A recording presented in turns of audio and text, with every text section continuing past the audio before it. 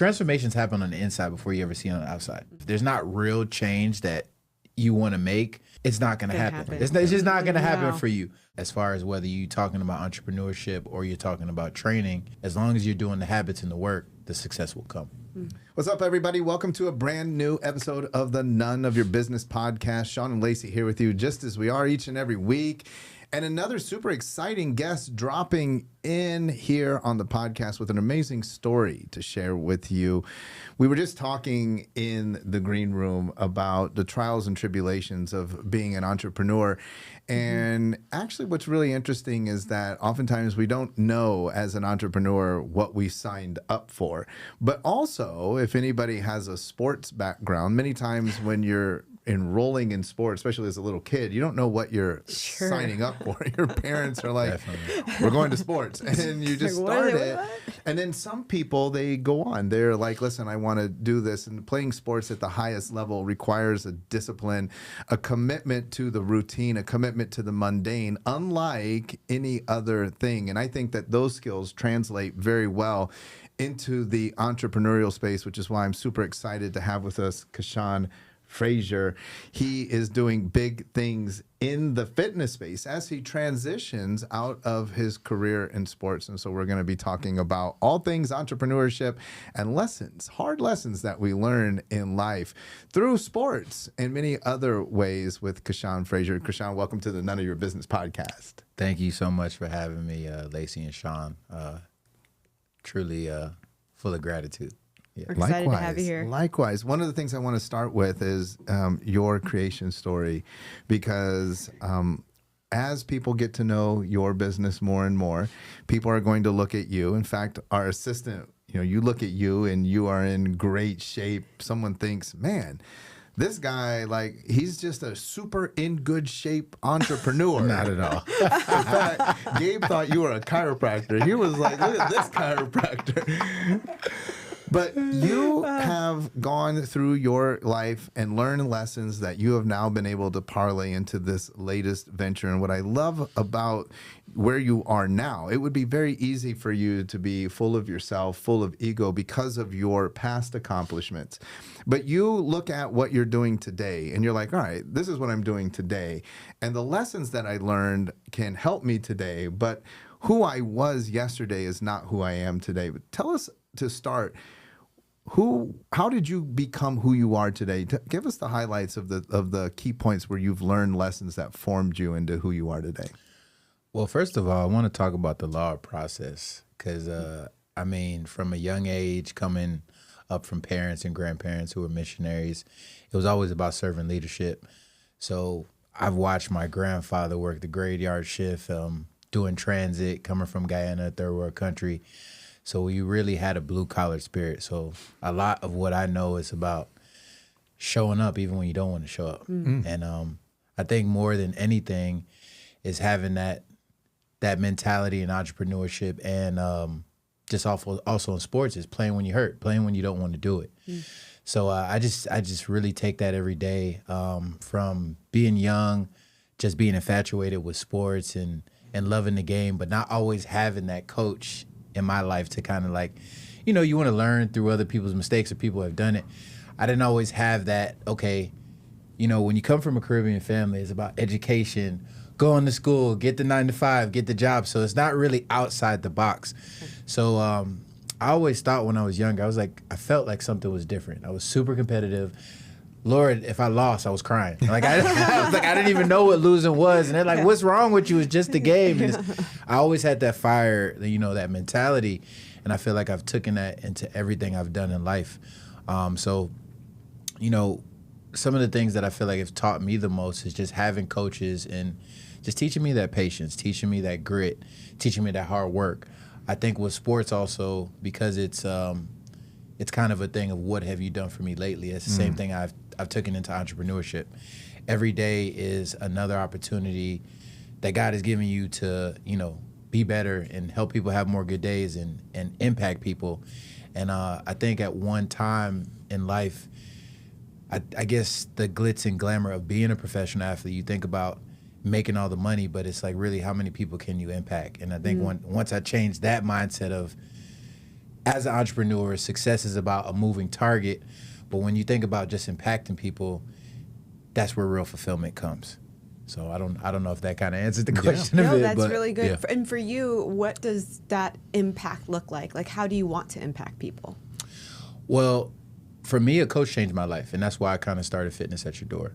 I played high school football 1 year in high school. My senior year, I was a basketball player. Didn't always look like this. I was, if you ever seen the Ethiopian runners, that's kind of what I looked like coming into high school. I was 180, got to about 275.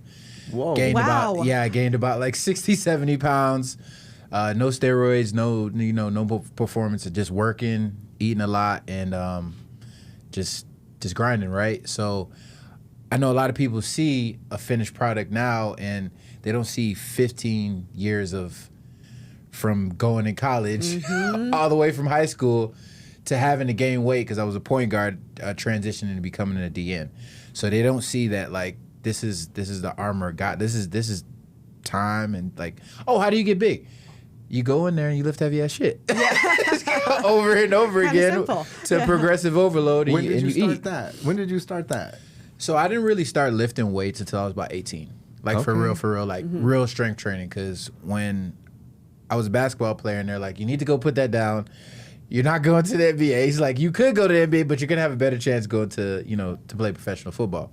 So I played 1 year in high school, did some strength training, and then I went to Central Michigan to play both sports. Then they kind of okey-doked me. They're like, yeah, you can't gain any weight, so you need to stop playing basketball. You need to stick with football. Just putting the time in. And then from there, got a short stint of playing, some professional football, tried out for the Giants, but majority of my career was in the Canadian Football League. And talking about ups and downs, had 3 reconstructive knee surgeries. I think that really made me super resilient, and those were some of the most difficult times in my life. When you talk about grit, I don't think it's about getting in the game, it's about staying in the game, right? So with entrepreneurship, with sports, is like, how do you come back from that adversity? And as far as whether you're talking about entrepreneurship or you're talking about training, it's about doing the boring work and doing the things every day, not looking at the outcome for the day, but look at the end goal. And as long as you're doing the habits and the work, the success will come. So. I was just thinking about how you said how you come back from adversity. And I think we were talking in the back about, you don't know what you necessarily signed up for as an entrepreneur, but if you do, then you can move through entrepreneurship in a very different way. And I believe that there's always going to be adversity in anything that you do, whether it's owning your own business, there could be some adversity in your relationships, in sports, whatever it is, but it's about how quickly you come back, right? And so for you, what did you learn in overcoming that stuff, like with the surgeries? Like, what was the thing that you learned that now you're taking into this new venture? Well, I would definitely say patience. I think that's something I never had, and as an entrepreneur. But that's interesting because you didn't put on 70 pounds in one day. Yeah, this without is true. being patient. So obviously you have patience, because look at even just what you've been able to do with your armor, with your body. So sure, you have some patience. Yeah, some patience and standpoint, but I think with entrepreneurship, it turns on so many things that you're not intuitively good at all the time. I forget who says this, but what makes you great will only get you to a certain point, and that will also be your downfall at the same time. So the hard work, the grit, all that stuff will get you there, and it'll get you successful. But when you're talking about business negotiations, being not being more subtle and not being as aggressive, that would probably help you more to get in the rooms and get in the door. So it's like, I think it challenges you. Entrepreneurship challenges you in so many different ways to adapt all these different things that you need to become successful. So as far as patience, I think in time to be a little bit more intentional. Like, a lot of times as an athlete, I was very reactive. I'm so much more of a planner now. Like, everything needs to be like, I'm always trying to think 3 months, 6 months, a year ahead. So, as you're leading people, if you're not, doing that inner work and, you're not super organized. How can you lead others? And I think that's one of the biggest things as an entrepreneur of, as long as you're doing the work, it will show up in you to express to other people. So talk to us, when did you last play professional football? This is probably about 7 years ago. 7 years ago. Yeah. So talk to us about that transition between leaving professional sports and then deciding to create this fitness business. How did you get this idea for fitness at your door? So I was getting hurt very often, so I knew this was going to come a little sooner than later. So, I think a lot of athletes, they attach their identity to the sport. And I always loved serving people and helping people. Like, I learned that from my grandparents, from my mother, just being in church, like giving back. My grandfather has a nonprofit. So I think the most personal thing you're going to have is your health, your wealth, and your kids, right? Like, and I felt like when I was a personal trainer, like you find a good personal trainer, a great personal trainer, they actually transform your lives. The transformations I was able to see, the transformations happen on the inside before you ever see it on the outside. You can have an amazing trainer. They can know exactly what they're talking about. They can know it all. But if you don't truly believe in that this person truly cares for you besides like the dollar amount they're charging for the hour, you're not going to listen to what they say. And there's not going to be any real accountability there besides a body being there. Because at the end of the day, nobody can do it when you're not there. You only get that 1 hour that you're with the trainer. They can tell you exactly what to eat. They can tell you exactly how to move. But if, as Tony Robbins say, pain happens when the pain of staying the same is greater than the pain of change. If there's not real change that you want to make, it's not going to happen. It's just not going to happen for you. As far as where this idea was birthed, was training for years on and off, getting cut from teams. Like, you're living out of a bag as a professional athlete. So unless you have a long-term contract, you should definitely think about an A, B, and C after football if you don't get that big contract. So I already knew it was going to be serving people. I had went to Central Michigan to get my exercise science degree. And it was either that or being a chef because my grandparents owned a restaurant when I was younger. I remember you talking about that, yeah. So every summer I would go and put my hand in the pot, cleaning the pots, just seeing the operations. And I was like, this is not for me. I'll do this to enjoy because I love to cook, and that's how we brought our family together. But that's probably won't be a business I go into. I started training people literally from the womb to the tomb. I know from having those 3 reconstructive knee surgeries, I had access to some of the best health professionals in the world. And I felt like everyday people didn't have access to that, or they didn't know what that looked like. So, you go get this degree, you go spend all this money on this degree. You get cut from a team. You think you're going to make millions. You're going to the gym where they want to pay you like $8 an hour. Oh no! And the checks are bouncing, and people were moving tons of weights, but they weren't actually changing people's lives. Gyms were built off of memberships that people never showed up to. Right. They love that monthly recurring revenue. They're like, as long as it keeps coming, even if you're not, we're okay. Right? Yeah. And I love subscriptions. I run a subscription-based business. So do we, yeah. But it's about showing up for your people and creating immense value. And there was such a low barrier into training where trainers were doing this it's a cool hobby to have, right? It's before we leave this podcast, I can make everybody a personal trainer. Obviously, you guys know tons about fitness, but that's how easy it was.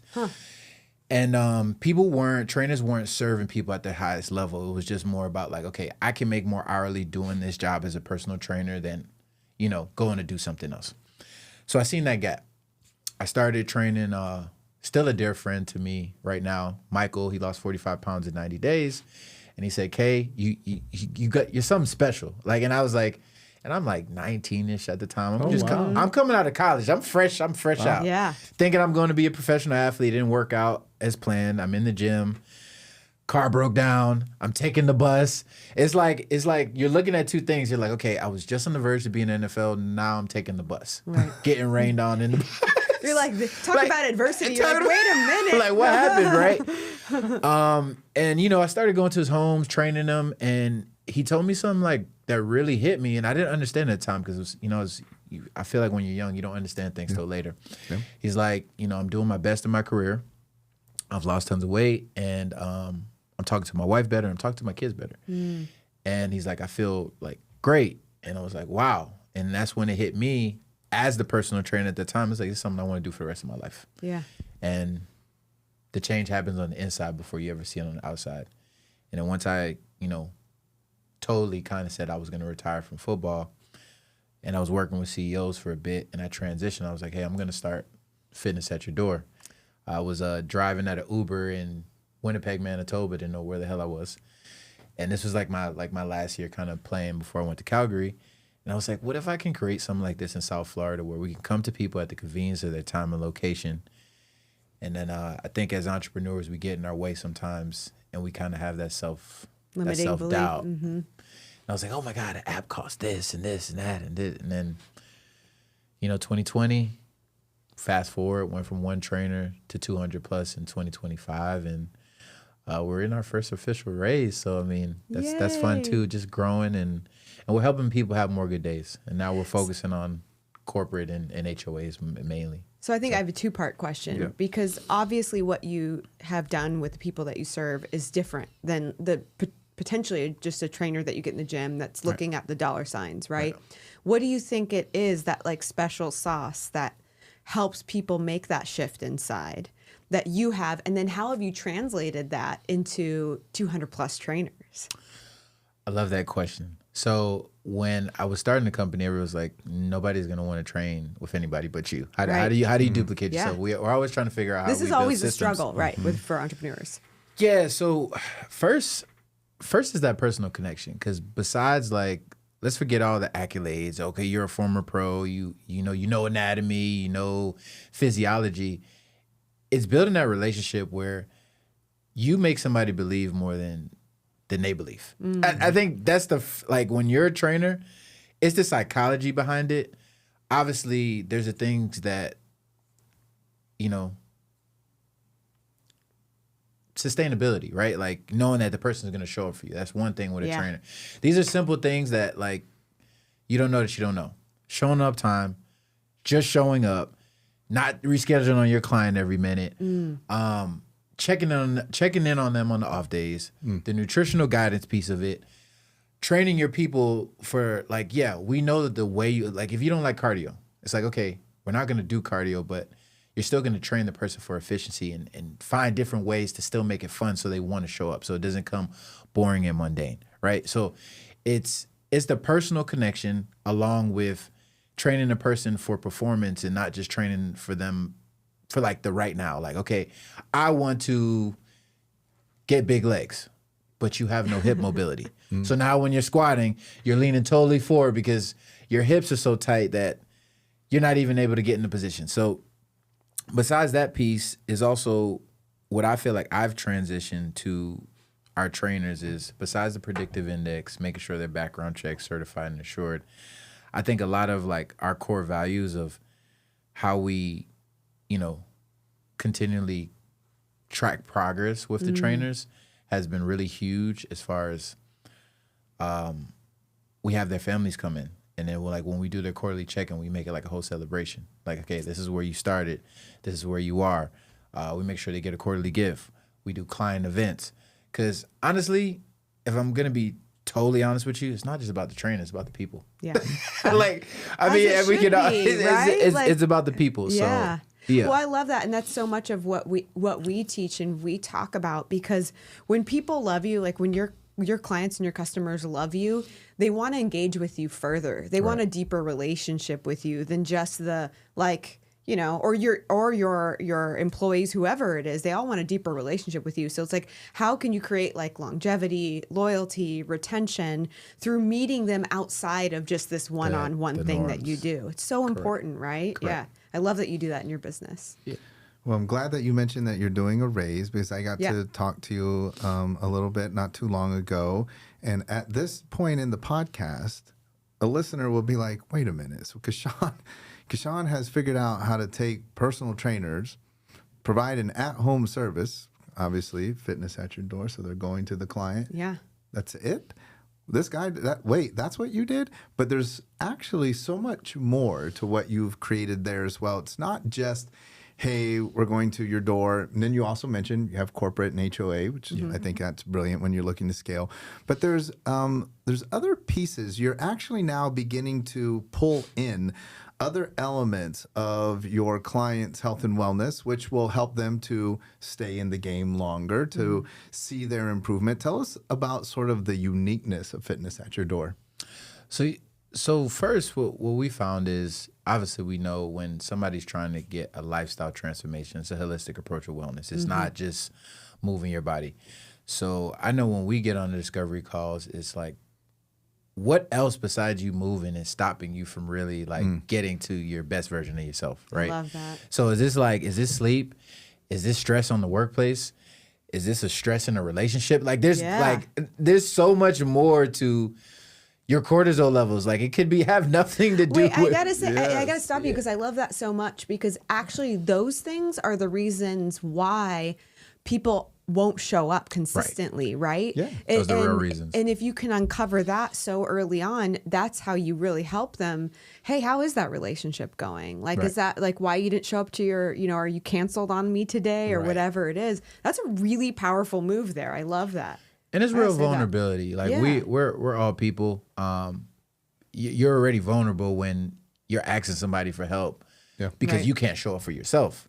So now you're asking somebody to show up for you. So if you're not totally honest with me as your health provider, how can I truly help you? Besides just saying like, okay, you're not in a caloric deficit. You're not training hard enough. That's the stuff that's like under the surface. That's not really what's really happening. So when you get to that point, it's once we can dig in and really understand like who you are as a person and what really gets you going. And this is my favorite question to ask. It's a very open-ended question. I was like, if you came to Fitness at Your Door and in the perfect world, what you wanted to see, like what does success look like to you? And then we sit back, or I tell my team to sit back and be quiet, because that's when they really open up. It's not about toning and losing fat. It's like, no, I wanna be able to run around with my kids again without being out of breath. Like I want to, like I want to be able to be an example for, my daughter. Like she sees, like she's asking me, she's like, okay, like I'm not in my best shape. Mom used to, like, why doesn't the clothes fit that way? Or like whatever the case may be. So that's really the core. That's the driver of really finding out people's real why. And then the transformation just starts from there. Like you're really there aiding them, and then they're ready to go because they now know what the real goal is. We ask that almost exact same question. We have a couple of healthcare franchises, as you know, and we ask that same question to all of our patients, because the reality of it is people will wake up every single day and they'll have pain, they'll have discomfort, they'll feel unhealthy, they'll feel maybe overweight or not good in their body. They may not be getting the right amount of sleep, but something switches, right? It's like all of a sudden they have a realization that something has been taken away from them that they no longer can tolerate. Right. And it's like, what is that thing? Because that's the motivating factor. Because I've met people that have had migraines or neck pain or back pain for 20 years. And I'm like, well, what changed that made you want to take action today? And if you can connect with somebody on that, you can keep motivating them in the times they don't want to show up, right? And I think that's important. Definitely. Let's talk about your vision. So what are you trying to create? Like, obviously you've begun this process at scale. You're no longer having to show up with your bands or your equipment and do the work. Lord there. Knows that was the burnout. You put in your time. So good. You put in your time there. There's still hard work to do, but it is different, right? You're dominating down in South Florida. What are some of your growth plans? What are you trying to do? You're doing a raise. What will the money help you to do? What's the vision for this? Well, first, I don't think I answered the last question. Now that you recapped. So we're building a concierge health service. So I want to think about a class pass in reverse that comes right to you. So a lot of our the corporate companies, the HOAs, we're activating unused amenities and workspaces. I know a lot of people want to go online, and we are a hybrid approach, but we really believe in getting boots on the ground and helping people have more good days. That's like our model. And you can't do that unless you can feel, you can get the interaction, you can understand what people are really struggling with, not only in their communities, but also right in their homes. So pretty much the conglomerate of these health services is let us meet you where you are in your wellness journey, right? There's no excuse when we come to you. So whether this is training, whether this is nutrition, whether this is a massage therapist, whether it's acupuncture, whether this is a workshop, whether this is more holistic and just educating people, because you don't know that you don't know. And how do we do that in a group setting where that knowledge trickles back, that they can bring this to the home and educate their family also? As far as what the raise would go to, we're really driving to be a B2B SaaS platform. So technology is always going to be the biggest key. Like, every consumer wants you to be Amazon right away. And with a startup budget, sometimes you don't know, you don't always Cannot have be that. But, you develop that over time. So now that we've had, user experience and we understand what our client wants, what our client needs, we're investing heavy in the technology, building the executive team. We're more powerful together. There's only, if you want to attract A players, you need money, right? So, and obviously marketing, so more people can know that fitness at your door is accessible and affordable to you at the convenience of your time and location. So that's where the main functions of the money will be going. Where do you want to expand to? Because you're in Southwest Florida, where's kind of... South Florida. South Florida. South Florida. Oh, South Florida only. That's called Miami, Fort Lauderdale, Boca. We're in Southwest, so I just So where do you want to go next? So the most ideal place to go next is to you guys' town. There you go. Southwest Florida. Southwest Florida. So see, I was just future pacing, Yeah. right? Yes. So I was just future casting you. So there. Naples, Tampa, Yeah. Orlando, go through the whole Florida. It's a huge HOA community. It is. There's huge. like 480,000 HOAs in the U.S. 2 out of 3 homes were built in the HOA. It's just the new way of real estate, and that's really what we're attacking. And not only just HOAs, more even 55 and olders, because this great tsunami, this baby boomer, they're either retired or going into retirement, and the only thing that is important is their health. Yeah. Like all this money they made, like how am I able to enjoy this, right? And stay with my grandkids, my kids as long as possible. So when we go through Florida, we're looking at Texas, we're looking at New York, looking at all Cali. These are all the major cities that have like densely populated, like full of HOAs and full of communities. Because we know if we reach it at a community level, the corporate companies around that will come, and the everyday people, it's been proven off the statistics. Once you get in the community, the outreach around that of personal training or me, that just the SEO of it, it's that much easier if you come from the community level first. How do people get in touch with you? One, let's first cover everybody, because listen, a lot of entrepreneurs listen to this show, and look, let's be honest, probably before you start thinking about, I want to invest with Kashawn, maybe you should invest into yourself. Because a lot of you that probably need to find out, hey, can Kashawn send someone over to my house? How can people get to you if they want to improve their health status? So we have online and in person. We are launching like about 2 other states right now. New York, not Colorado. Why am I saying Colorado? New York, and why am I having a brain Utah. fire? Seattle. Oh, Seattle. Oh, yeah, Washington. Yes, we're in Washington. Oh, wow. So trying to keep track with all these. Trying to go to Amazon. Yes, yes. So those are the states we're currently in. But you can always get our services online, and if you put in an inquiry, all 50 states you can acquire the services online. But you can acquire services anywhere internationally online. But if you want a trainer in person, just put in a lead form and we'll find you one. Yeah. That's not a hard thing to do for us. Yeah. And then how can people connect with you personally? If they feel they want to know more about the raise, they feel moved to have a conversation with you, how can they get in contact with you and learn more? So Kashawn Fraser, Fitness at Your Door is our social on everything. So you want to send me a LinkedIn message, an Instagram message, email me at Kashawn@fitnessatyourdoor.com. Anywhere you want to reach out. If they have the site form right there on our site at fitnessatyourdoor.com. You can reach out to us at any time. I don't know if I want to get my personal number out here, but our business line is. You know what? Nothing.